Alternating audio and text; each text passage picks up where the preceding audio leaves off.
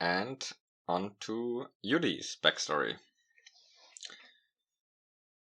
So Yuri's backstory starts the same as the implicit Miu backstory. So, as I mentioned before, there's no genetic link between, no discovered genetic link between magic ability and genetics.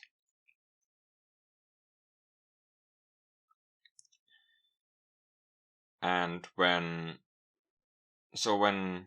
Miu was born and they saw that she was a marked one, they, especially her mother, didn't take that very well. But at that point, she was still hanging on to some hope. And she, at that point, still wanted to raise Miu, even though she's a marked one. But then, a year later, when Yuri was born, and she was also a marked one, her mother felt as though she'd been cursed, essentially, and put them up for adoption, essentially. And so they were adopted by some guy. At that point, like, late 20s probably. Who, well, at this point, like, Miu was like 1, and Yuri's like newborn. Well, I mean, the adoption process took a bit, of course, but essentially they're really, really small. So at that point, he like just cared for them and raised them. I mean, gave them their necessities, I guess. He didn't do such a good job with the whole raising thing. In particular, the guy was pretty shitty in general.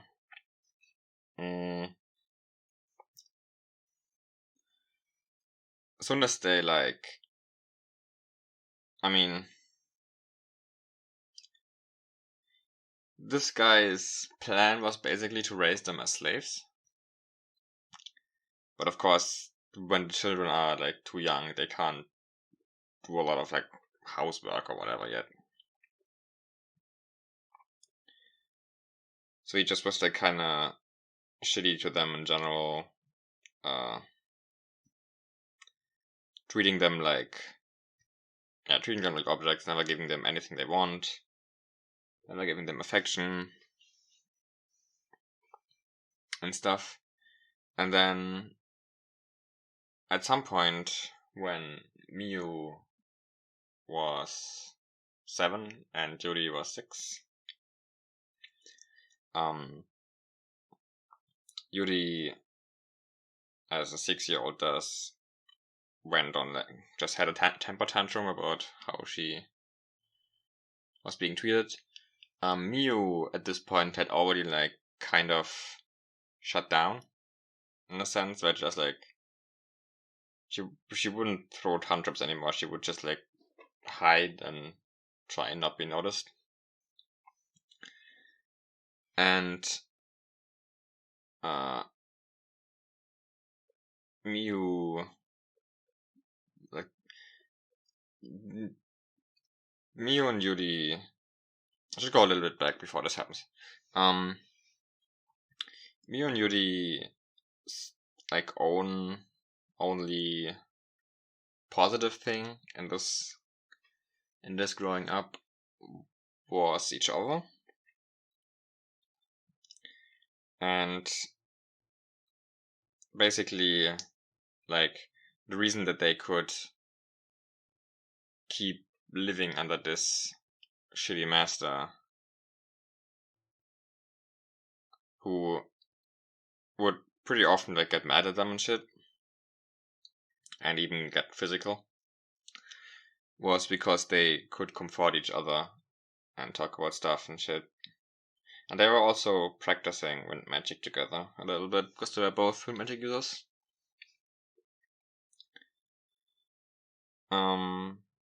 Anyway, at this time where this is happening, they're not together, but Miu is like a little, like basically like the room next to that room, and she can like see through the door. She can see this happening, but she's just kind of hiding. And the guy is eating whatever right now. Or no, actually, he's not eating. He's like cooking something for himself, and he's like berating her or whatever, and then she throws this tantrum. And the guy's not having any of that shit. So with the kitchen knife he already has in hand, he goes and stabs Yuri in the abdomen. And Yuri just falls flat down and starts convulsing. And this is the theme this is the scene that Miu remembered when she had her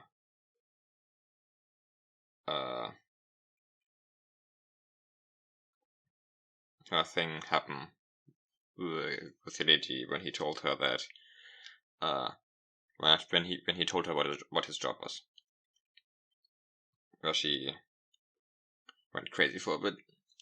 Anyway, so Miu saw this happening and decided, okay, like the only thing the only thing that Miu had that was like a good thing in her life was Yuri, and Yuri in her mind was just killed. So not knowing what to do, what she did was she went to the front door and just ran outside. And then, I guess, short note on what happened in Miu's backstory, she was then found by some guy who took her in as her owner, basically. Anyway, so Yuri, not actually dead, sees this happening, or sees Miu running away, and Yuri is shocked by this, because, as well, to Yuri, Miu was the only good thing in her life.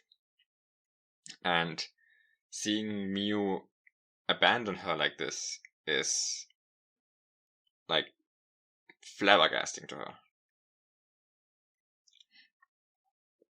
Of course, he's also preoccupied with the pain from getting stabbed. After a bit, the guy calms down a bit. And he realizes, okay, well, shit, Miu just fled, and I mean, going out after her now is probably not gonna be able to find her. And, well, if Miu is not here, then Yuri is just gonna have to do twice the work.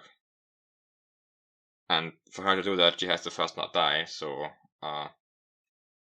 he like makes a makeshift bandage around her abdomen and brings her to like there's like specific doctors for marked ones. I mean, well, not specific doctors for marked ones, but there's doctors that don't take marked ones as patients, and there's doctors who do. There's technically also a few doctors who specialize specifically on those, but that's like sort of rare. Anyway, he takes her to a doctor that also works on marked ones.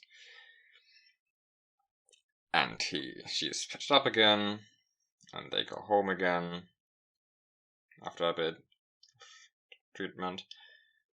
And he lets her recover, but he tells her that, well, now that Miu is gone, that she has to do twice the work now. And Yuri is still in shock that Miu left her.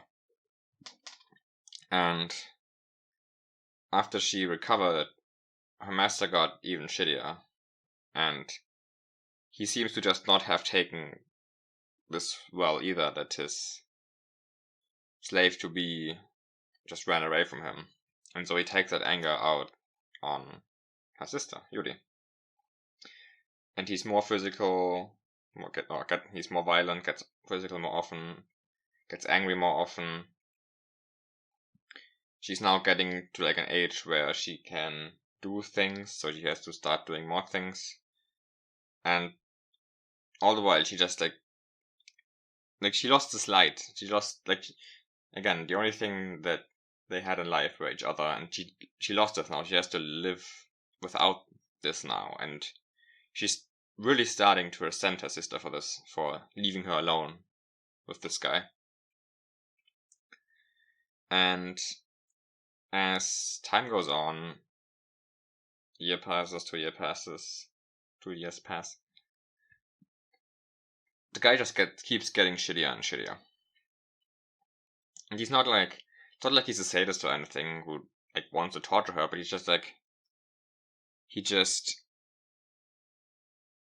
has some weird, unreasonable expectations for what she would do, what she should do for him.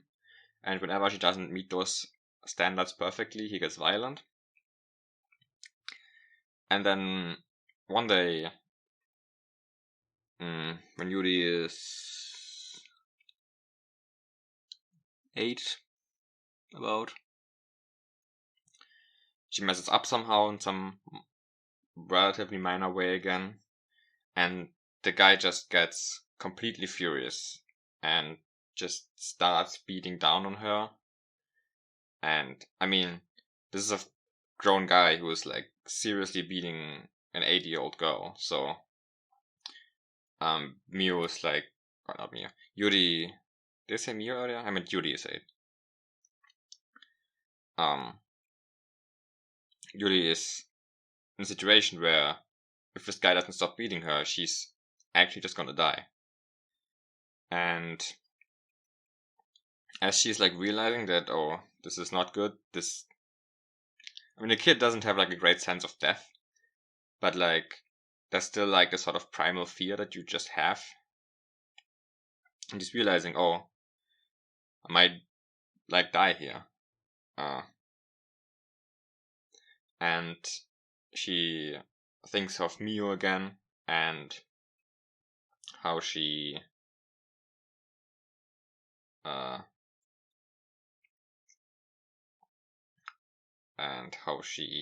left her. And as she's like falling into this train of thoughts of resentment, something similar happens to her than what happened to Miu in the dungeon, basically, where she like sort of loses her sense of self, and she's just conscious and can tell what's going on, but she's also sort of like in some sort of trance state, and in this trance state she suddenly controls the earth, or not the earth, the concrete walls around them, and she just shoots a sharp stone edge out of the wall and hits the guy in the head, and the guy immediately dies.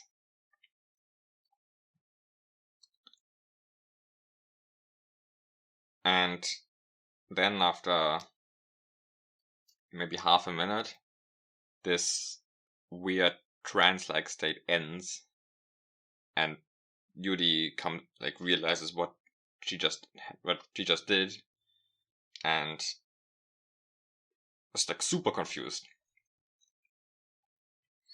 And then she like realizes that she killed the guy, and she just is like in an emotional turmoil. Like she has no idea.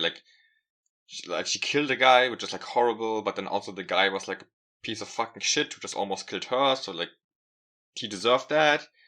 But also killing somebody yourself is pretty fucking scary, and there's a fucking corpse lying there now. And also she used earth magic somehow, but she can't do that, and also her magic isn't nearly strong enough to do something like that anyway. And also, how is she gonna get food now? And it's just like, it's so many things that suddenly are gonna come rushing towards her. And so she just spends like the next couple of hours just like being in an emotional, total confusion. But eventually she manages to calm down. and that's okay. This guy she's been living with is pretty wealthy, so he just kind of has a lot of food storages in the house for like various occasions, like if somebody came over or something. I mean, he didn't have a lot of guests, but I mean, he just generally had like a decent number of stored food, and also Yuri is used to not eating a lot. So food-wise, he's gonna be fine for like a while.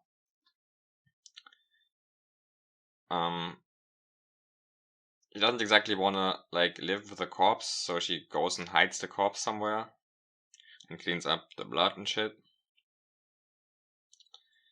And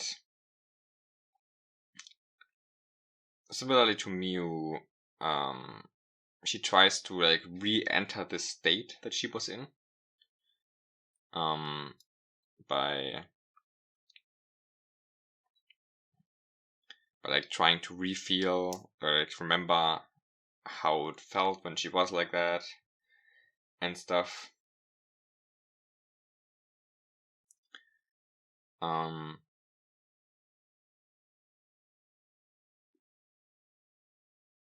And just generally, and she's like thinking, okay, what's she gonna do now? Now that her master died, he's gonna live off the food for a while, but she has to at some point get a different source of food. And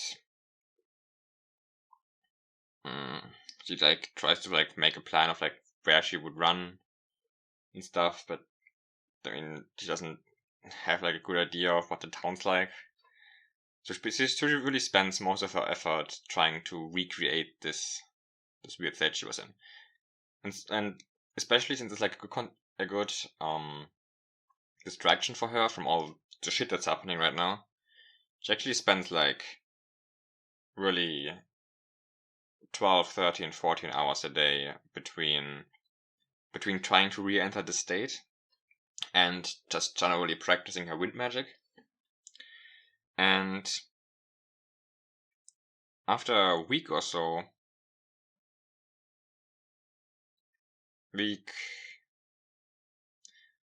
more like 1.5 weeks to 2 weeks, which is quite a bit faster than Miu. She manages for the first time to re-enter the state for like just a short while. And from then on, she keeps practicing it, and she gets to a point where she can do it on command, but she can only last for like a minute or two, not even a minute or two, for like 30 seconds to 40 seconds more, like that. And then she has to, and then after that she's like extremely mentally exhausted and has to just like lie down and do nothing for an hour or so. Nah, not an hour, like half an hour, 40 minutes. And so like, this is like 2 weeks, and then half a week later, at this point the food is getting pretty low. He still has stuff to eat. Especially he had a bunch of like conserved food that she can eat. But it's getting to a point where she has to start thinking about what she wants to do. When some older guy, late 50s, early 60s, comes to approach the house. It's almost like a mansion. It's like a small mansion. It's like a big front yard. The older guy goes into the front yard and goes towards the door, and Yuri notices this. And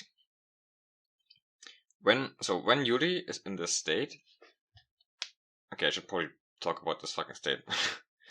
So when Yuri enters the state on command, like the first time when it happened accidentally, and then also the first time when she got it when she tried to get it, and a couple of times after that, she did feel like she was kind of like she's conscious, you can tell what's going on, but it doesn't entirely feel like she's in her normal state of mind. And as she practices this more and more, she gets more to the point where she just like can totally control herself and all that. Where just like it feels like the mental effect that has on her is not there anymore. And the same was true for Miyu as well. And while she is in this state, not only can she control earth magic, but she can control all the 4 magics. And she can control them significantly better than she could without the state. Like she can use wind magic, but when she is in this state, she can control wind much better than she normally could. But this isn't like Miyu's. Like in Miyu's case, Miyu was already good at wind magic, and then when she was in control, she became like insanely good at wind magic. She just couldn't control it very well. But like her pure power output was really strong. For Yuri, this is not so much the case. Like her power, like she's good at controlling all the magics, but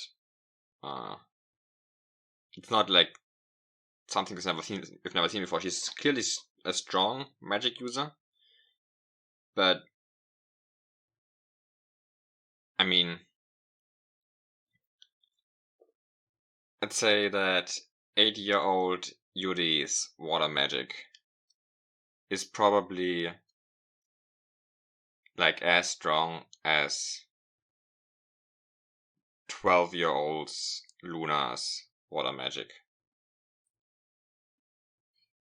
While she's in the state after a couple of weeks of practice. Like when she first, I mean, we're not at a couple of weeks of practice yet, but like once we had a couple of weeks of practice, and she actually got a feel for how this controlling works, because like she has this intuitive like ability to control this stuff from the state, but she doesn't have the conscious like just knowledge and practice how to like do things properly.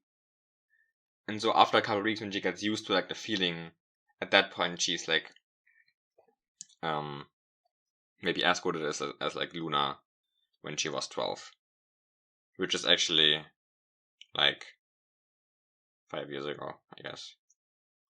If I have the age numbers correctly in my head. Anyway.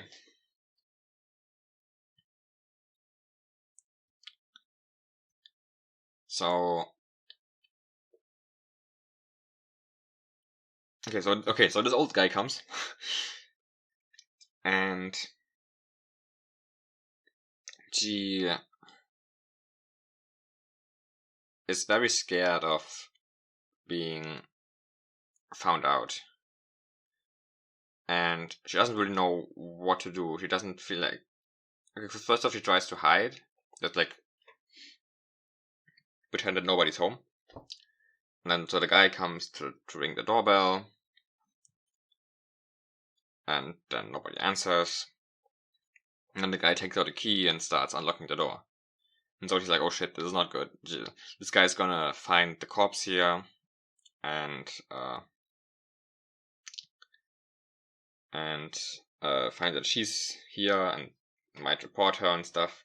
And so once he opens the door, she enters the state and shoots some earth spear, like some from the ground, some like rock or I guess concrete spears, like in his direction, like not like as projectiles, but like just coming from the ground, like diagonally towards him.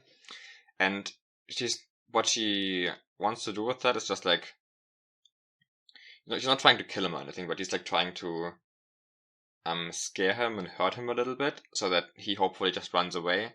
And then between the time of him like contacting someone or whatever, he's gonna just run away.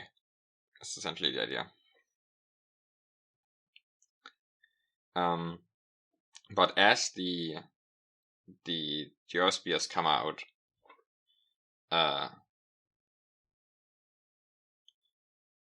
the guy, like, in a really elegant fashion, just sidesteps them and walks around the part where basically they would block the entrance, and he sees Yuri standing there. And now Yuri is like super panicked because, oh, great, now this guy fucking can even dodge my shit. And so she tries to do another earth attack. She's specifically trying not to use multiple elements here, or multiple magics here, unless she really thinks it's necessary. Because, I mean, even though she's an 8-year-old kid and lives with the shitty master, she does have some amount of knowledge about how, like, the magic system works. Like, her master did tell him a little bit about that, and she knows that everybody can only have one magic at most. And so she doesn't want to show that she has multiples, otherwise they might, like, hunt her down or something. As you can tell, Yuri is pretty precautious mentally. Anyway, so she's in a situation now, and she does like another earth attack at him, but he just tells her to calm down. Like, he dodges the attack again, tells her to calm down, and that he's not an enemy. But I mean, she doesn't care, and yeah, she can't trust his words, so she throws another attacks at him, and he is doing a really good job dodging these attacks,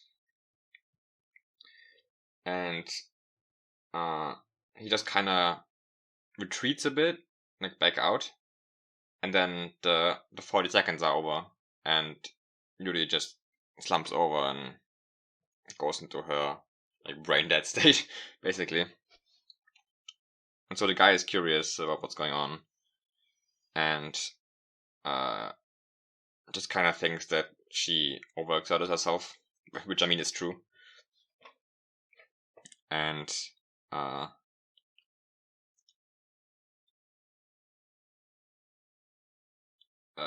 like picks her up and puts her in like a nicer position to lie in, basically, and waits for her to wake up.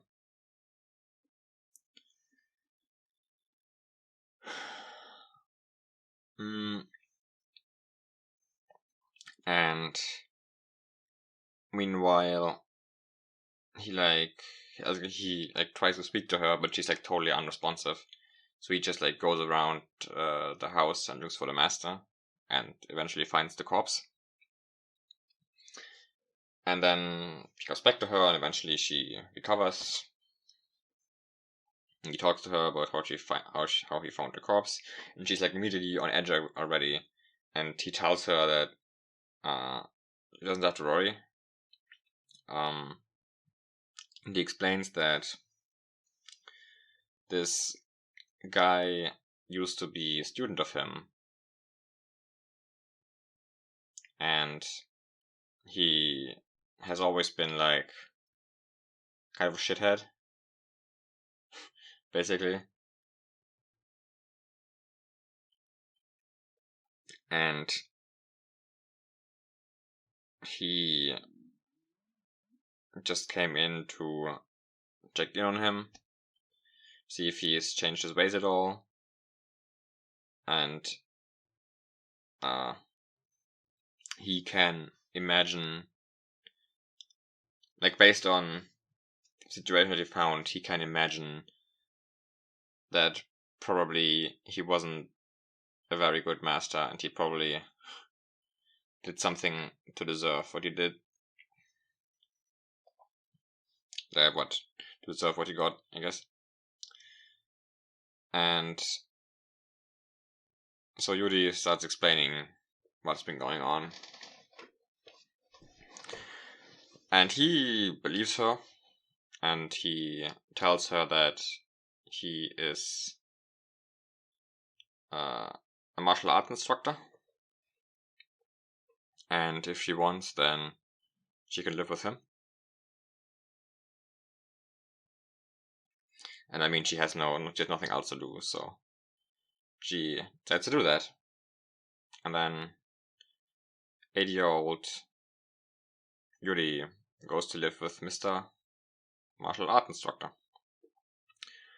And first off, her living situation now is way better, because this guy is just like he just treats her like it's like a very mature 8-year-old kid, because she's very mature for her age, really. And as part of it, because she wanted to, and because he also thinks that it would be good for her, he teaches her the school of martial art that he teaches. And he also gives her like general. He basically like homeschools her as well.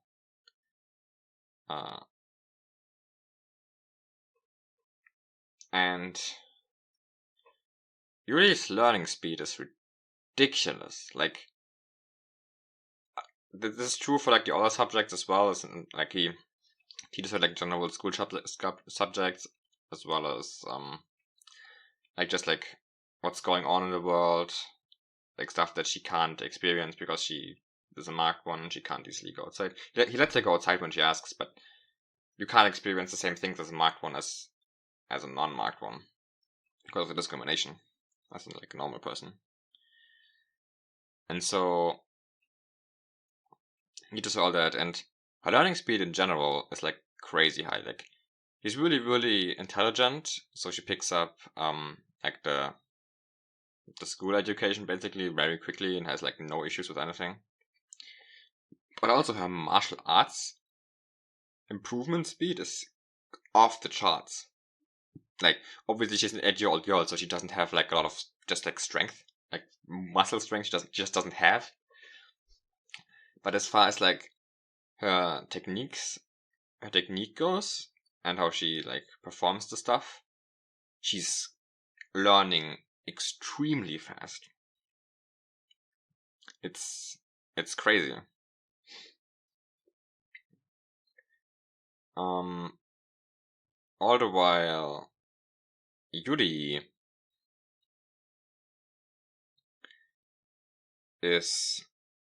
Yuri's forefront thought about all of this is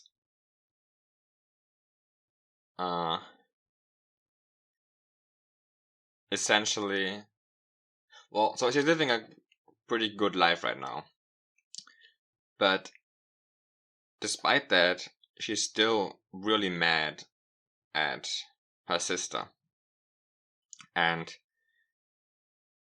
she doesn't know what happened to her. It's quite likely that she died because she just like ran out, and I mean, odds are like you see a Mark 1 without leave permission outside, they get found by someone and killed. But she doesn't know that if she's been killed. And so Yuri would like to find confirmation if her sister is dead somehow. And all of the things that she's being taught to her, she's just trying to figure out, okay, how do I use this to find my sister? If she's alive, what do I do with my sister? How do I make her pay for what she did to me? This is basically her mindset. All of this is happening is to her filtered through a lens of how do I use this to take revenge from my sister, basically. And so she works like she uses no time for like hobbies or anything. She studies martial arts, she studies the pseudo school stuff, the guy is a martial arts instructor, but he has like internet and computers and stuff, so she uses the internet to like research things about the world. And maybe if she can find any information on her sister, but that's hard because she's like random marked one. It's not easy to find that. And she's just like around the clock when she's not sleeping or eating, she's working on something. And to her, she's working on finding out if her sister is alive, and if she is, how to best take revenge on her. And so years go by. She's becoming like a really, really, really skilled martial artist for her age. Like, let's say it's okay. Then after like 3 years, she's 11 now. She still as an 11-year-old girl, she still doesn't have the physical body strength that like a great martial artist would have, but technique wise, she's really is good. Like, she's getting to a point where technique wise, the only difference between like her and her master, purely technique wise, the only difference is that he just does the things more cleanly, basically. But this is not something like it's getting to a point where he can't teach her much anymore. He just has to practice the stuff to get it down better. But that's nothing that he can really, like, she knows what she has to improve. She just has to practice doing it, basically. And so after these 3 years are over, and she has gotten great at martial arts, she's gotten done a lot of research, but all sorts of stuff. She decides that she can move on with this stage of her life and move on to the next one. And so as an 11-year-old girl, there's some, okay. So there's a like a big company, and the CEO of this big company, who is like clearly rich, is some guy who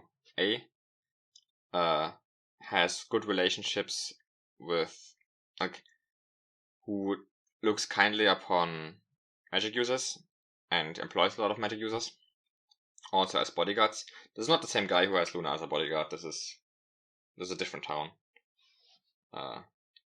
Right now, Yuri is actually in the same town as the main story takes place, but Luna was working in a different town. Okay, so that's this guy, and the guy, she researched this, is like someone who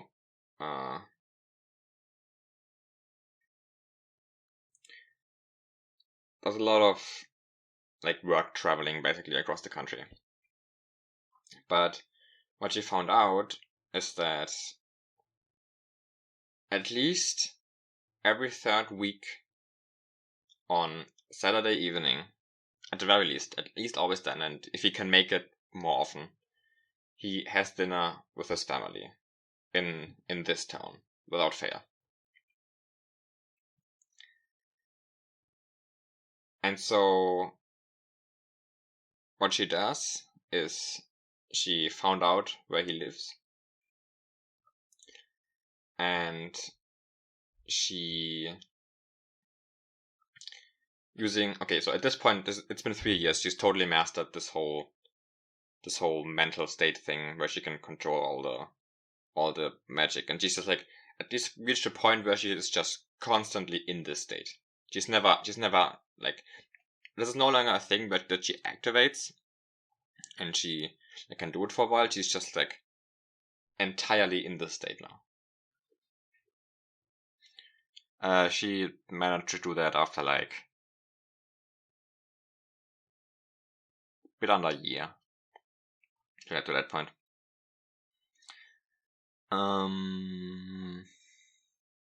Maybe like 9 months, I guess. 10.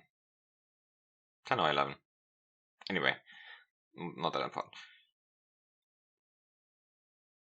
So, going underground, she goes to this guy's place and using, actually, so basically she's, you can imagine like she's in like like she's on either, like if it's like a ground floor, then she's like underneath the room, or if it's, and really she's like, imagine her like going underneath the house, and then she's going like inside the wall, basically. And now what she does is she like opens a small hole in the wall. It's like a really, really small hole, so that you like wouldn't notice. So it's like really tiny. And then using wind magic, she just figures out what the room like layout is, what the furniture is and stuff, and also if somebody is at home in that room, or at home, if somebody is like in that room right now. And spending like a lot of time on each room, she finds places in the walls where she puts video and audio recording devices. Like basically, like just makes like a tiny hole in the wall and basically puts like the device behind it, so that it's really, really hard to find, and also it's in the wall, so you can't like easily remove it. Like most of you would, even if you were looking for listening devices, you wouldn't look inside the wall. But yeah, anyway, the over like a lot of time, over like several days, coming back again every so often, she just has the whole house filled with listening and audio and video recording devices. More listening devices than video devices though. Anyway, like every room is like riddled with them. And so eventually the day comes when the guy is definitely going to be home, and she figures out like where he was and which route he's gonna take. And at this point, she's also, one gotta say, a really strong magic user. Like she's 11 at this point, but she's fucking strong. she's like Luna when she was maybe 21, 22 or something. At this point, like Luna at 27 is much stronger than Luna at 21. Quite like Luna has gotten much stronger too. But like Yuri is 11 at this point. She's like maybe already as strong as Luna was when she was 21 or so. So she's really, really, really strong. And that's in like each element. So like in total, if you can use everything, she's already probably like as strong as Luna is now, which is incredibly strong. And so she basically ambushes the guy, but she stays completely hidden in the ground. And what she makes sure of is that she knocks out the earth magic using bodyguards of his first. And she basically, so she never like speaks to him or shows herself to him. She like makes words in the ground, just to convey messages. And I mean, before this happens, she like, there's like a bunch of bodyguards, but she uses, like, he's hidden in the wall, but she's like using all of her magic to deal with the bodyguards, whatever. I don't want to like go over the entire fight scene. This recording is already 45 minutes long. And basically, she tells the guy that, so first off, what she does is that she describes the room interior of his place. And she tells him that if he doesn't want anything to happen to his family,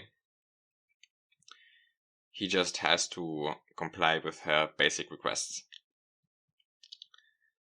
And she also tells him that, oh well, she doesn't tell him that yet.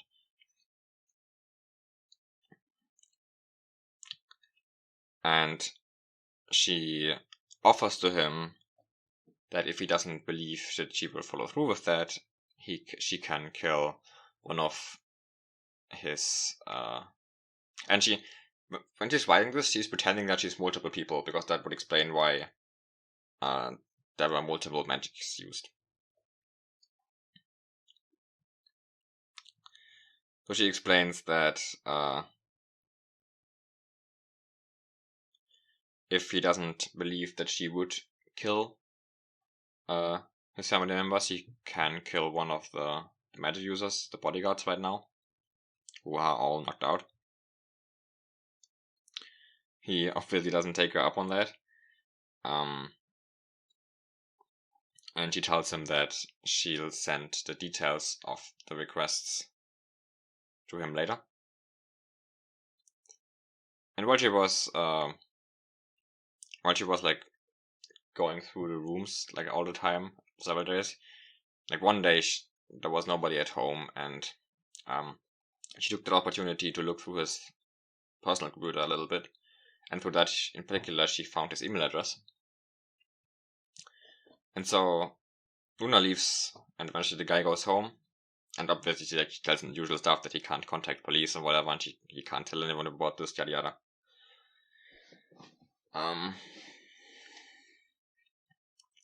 And the guy comes home and he's pretending that nothing's wrong, and like he goes to his computer, and as he goes to his computer, an email arrives telling him like basically like the contents of the email indicated that she realized that he just got home, and which way he took through the floor, and she describes his room to him and stuff, to make it basically to indicate that she's watching him.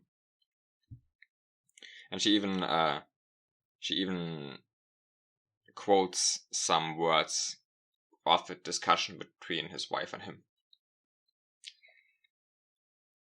Okay, and then basically she gives him the demands, and it's just some basic stuff. So she wants an allowance every month, basically just but a amount of money, which for this guy really is not that much. It's like she really doesn't want that much. She wants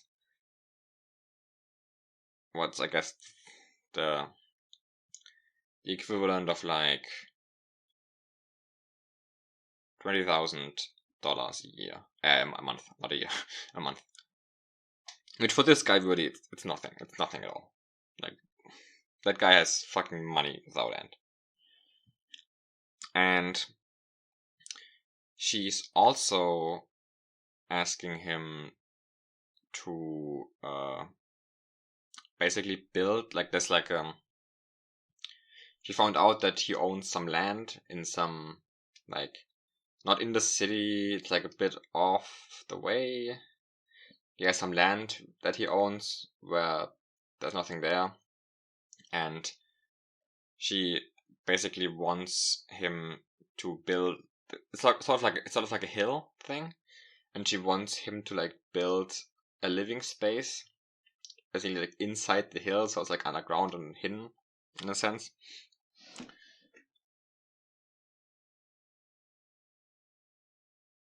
She doesn't ask that at all. What am I saying? What the fuck? Okay. She doesn't ask that. But he does own land there, and the hill is also there. And there is gonna be living space there later. That's why I got confused. What she tells him is,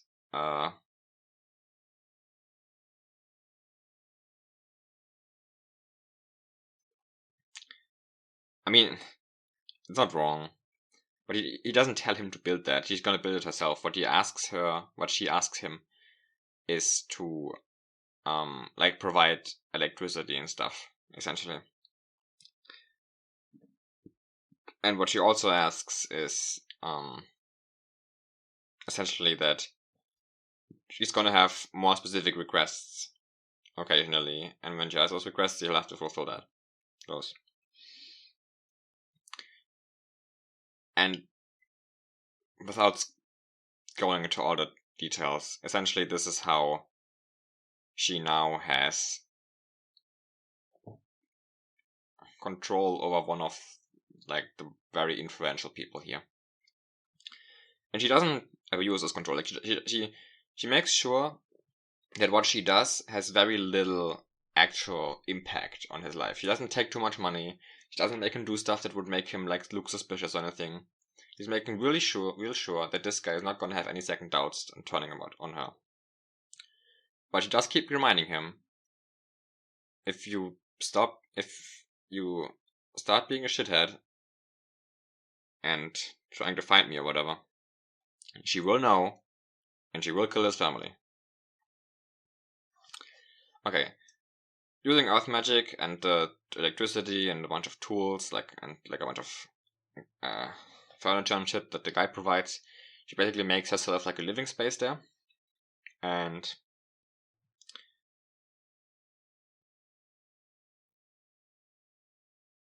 then maybe like a year goes by. And over time, well, like a year goes by, and the living space is totally fine. She can move there now. And what she does now is she tells the CEO guy to change ownership of her to him, basically. And she also, like, she's still pretending to multiple people. And so she makes up a bunch of like fake people that would also transfer ownership to him, just for like a formal thing. And he does that, and he like asks for like, I mean, she has a previous owner, and so that stuff has to be like documented. But he tells him that she gets those documents, no problem. And she challenges her current owner to a martial arts duel. And this is 1 year later.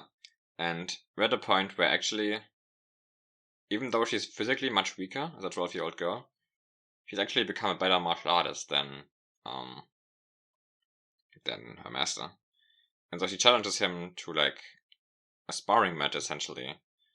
But the sparring match, where she doesn't use any magic, ends with her killing him. And through that, and she has to do a bunch of work to cover her tracks. But basically, she gets those documents from his house and gives them to the guy, and then the guy transfers ownership and yada yada. And doing similar stuff, she also basically starts blackmailing other influential people, some politicians, some other wealthy people, so that she basically has like some sort of net of influence that she can use. And also that makes her burden on each person less, so she makes sure to not overburden them or anything. And then time goes by a bit. Okay, no. Time doesn't go by. This happens actually before this year is over. This happens before. I forgot to say this. This happens before she killed her master. Yeah, I should also mention this. The reason she killed her master, or basically her viewpoint, to remember that Alt's doing this with the intention of getting. Okay, let's go back. Let's just go back and do this in the normal order. So, okay. We contacted the CEO guy, we have influence now. And she's using this influence to search for Yuri.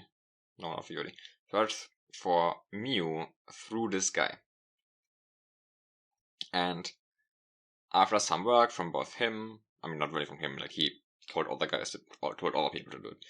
But after some time, she eventually finds out that indeed, she's alive, and she has some owner, and the owner guy is like not great, but he's not the worst. He's less bad than the owner that they had together. Not great either though.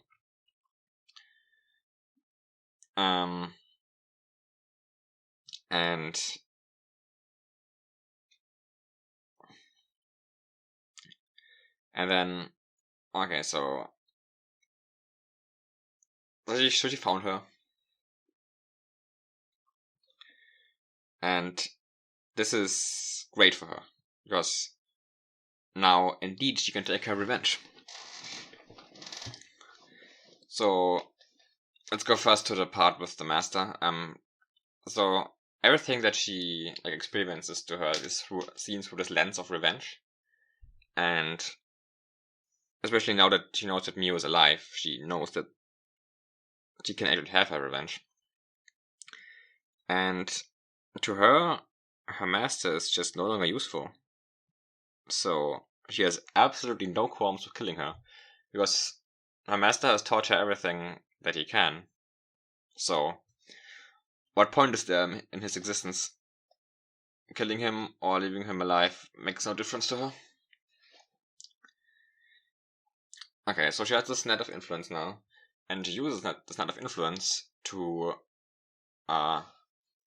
transfer ownership from Miu's master Miu's ownership from her current master to someone who's much worse. Much worse. And essentially every couple of years, Yuri makes sure that Miu is getting a different master with different standards, with different ways to show his cruelty. And essentially, so Yuri is the reason that Miu kept having all these horrible masters, because Yuri has been orchestrating this. Something else that Yuri does is, in order to better her martial arts abilities, she basically uses her influence to schedule like sparring matches with current professional martial artists. And at first, basically like from the perspective of the martial artist, professional, he's like being paid a bunch of money to fight some. At this point, at the point where the start is, he's like 12. Like he's getting paid a bunch of money to fight like some 12-year-old girl, and he's like, okay. And the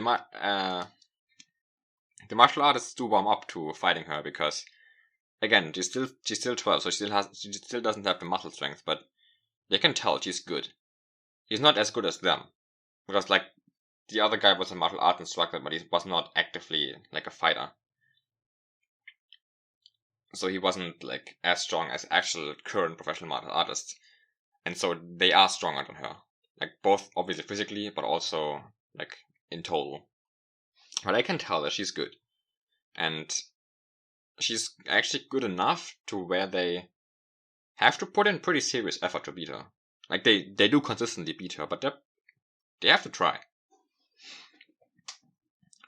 At this point where she's 13.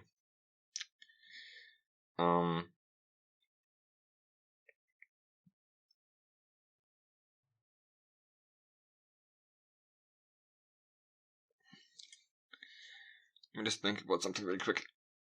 Yeah,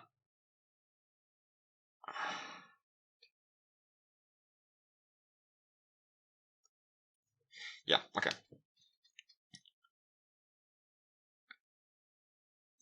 So, despite being as martial artists, she's doing her Yuri bullying, Miu bullying.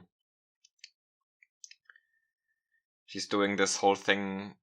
She started doing this when she was 8. no, maybe 9. Where she takes like big chunks of rock and compresses them together to make like these super heavy rock spheres.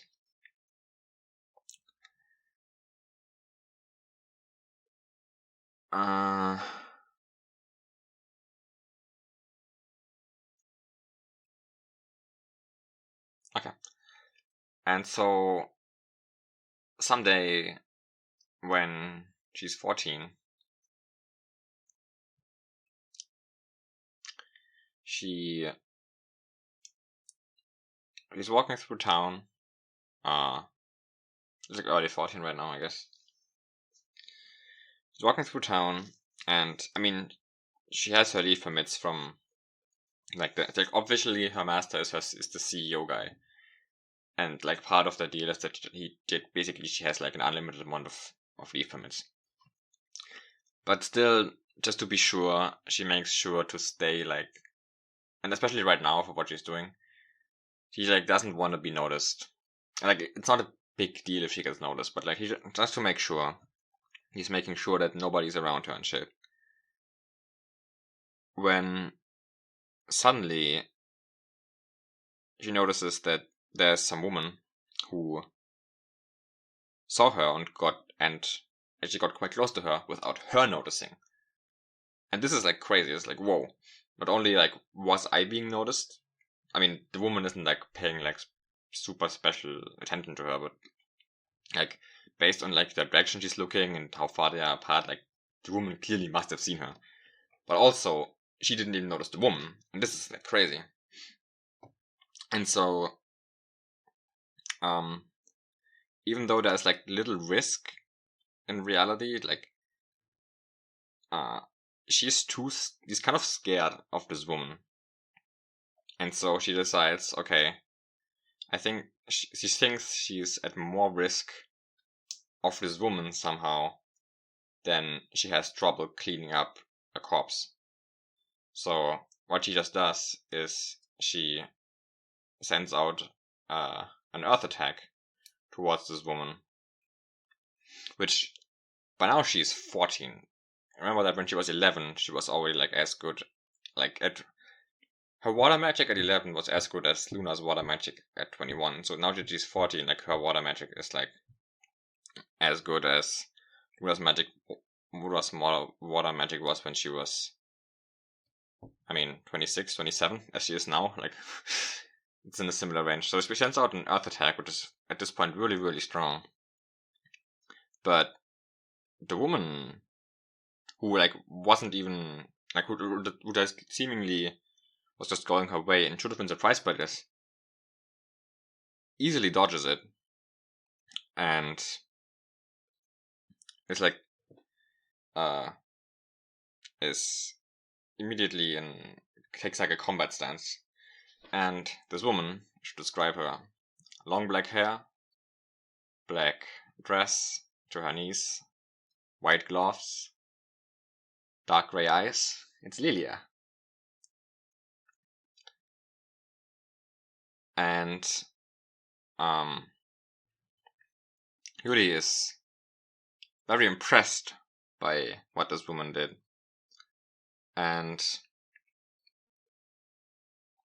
the woman like goes into common sense and asks her what's going on before she attacks her. And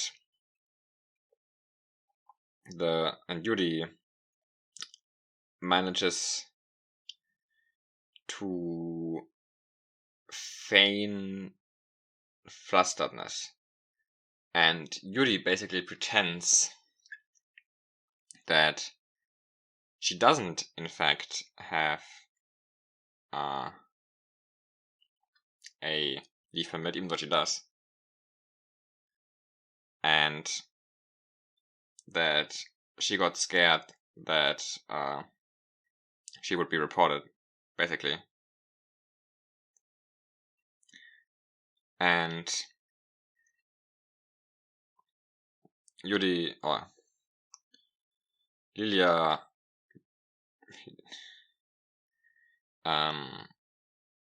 admonishes her for attacking someone for that. And Yuri pretends that she's like super sorry and starts crying crocodile tears. Basically, like Yuri is like trying to sell this image of I don't know what to do. Just like I got scared. She's so sorry. You get the idea. And Lilia tells her that she's not gonna report her or whatever.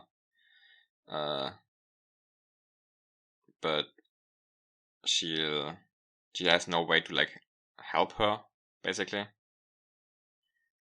Which I mean isn't true. She could, in theory, adopt her, but if you as a person adopt every single Mark 1 you see out there, like it's not something you can really do. So it's not really a lie either. The reason she adopted Reiji is because she feels responsible herself for Reiji getting into the situation. Anyway, Yuri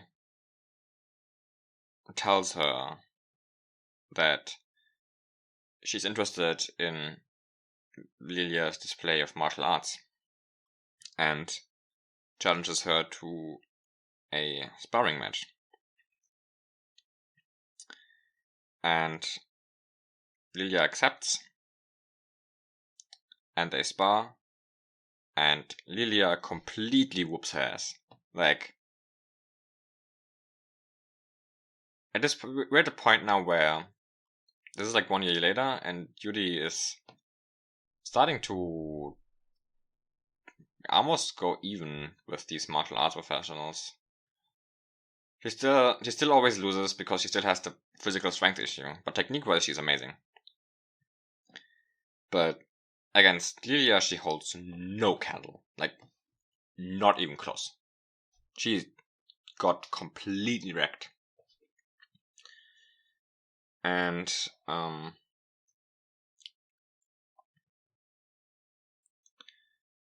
Lilia even tells her that she should use her earth magic, that Lilia wouldn't mind.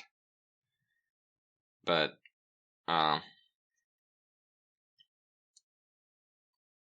Yuri doesn't do that. Yuri is pretty confident that if she used all her magic, she would be able to beat Lilia. And Lilia herself is pretty confident that she would be able to beat Yuri even if Yuri used her earth magic.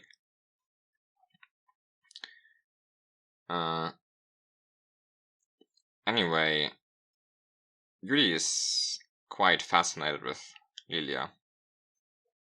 And so she asks her if she can spar with her again. And Lilia doesn't really make promises, but she says that if she's around, then she can spare some time to play with her a little bit. And so when Yuri gets home to her base, she starts. So remember how Lilia had this like camera network set up around town? Yuri also did this.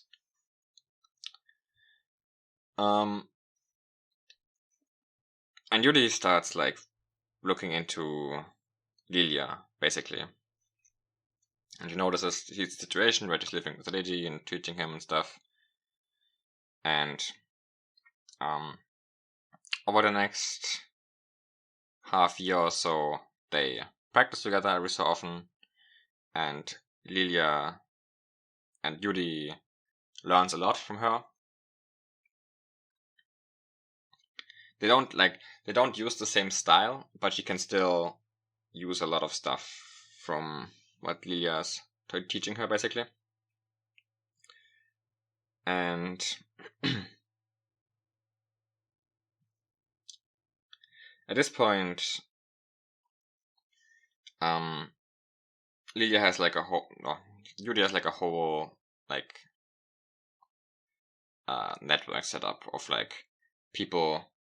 Like basically, like he doesn't. At this point, where she has it set up is like she doesn't have to contact like one of the immediate people that she like threatened. Like basically he just has like people working under her who don't understand the situation. You can just give somebody a call, and that person who's living, who maybe like this different city, can just like will just like go and do something. Basically the situation that she's in now. And so she's training with Lydia every so often. They talk a bit about it. They talk a bit about stuff, like in general.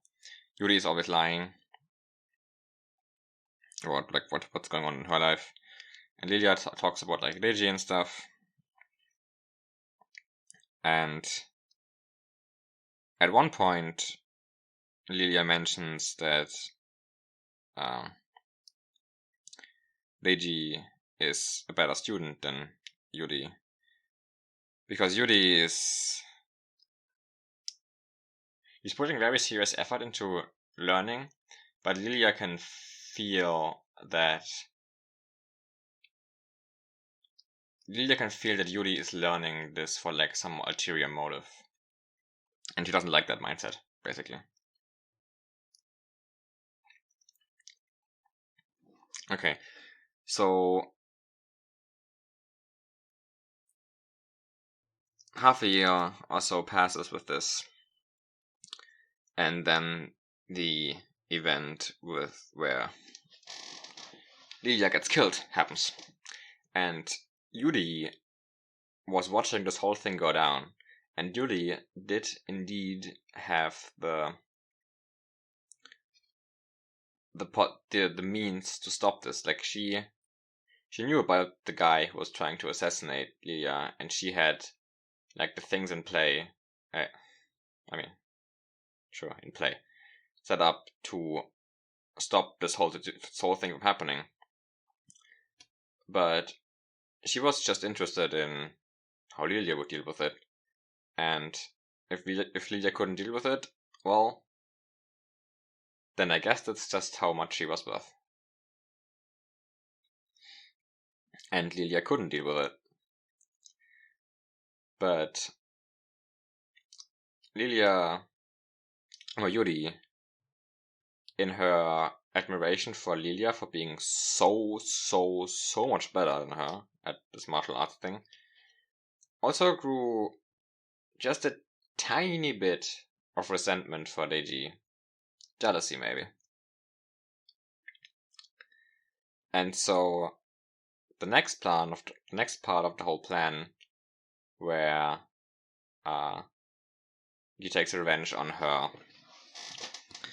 sister, is to maybe involve this Reggie guy, huh? And so this has been maybe obvious, but the way that Yuri wants to take revenge on Miu is by making her life hell. That's why she's been that's why she's been setting up like all these shitty masters and stuff. And so by pulling another couple strings 4 years later, she makes sure that Miu and Reiji have a most fortunate run-in with each other.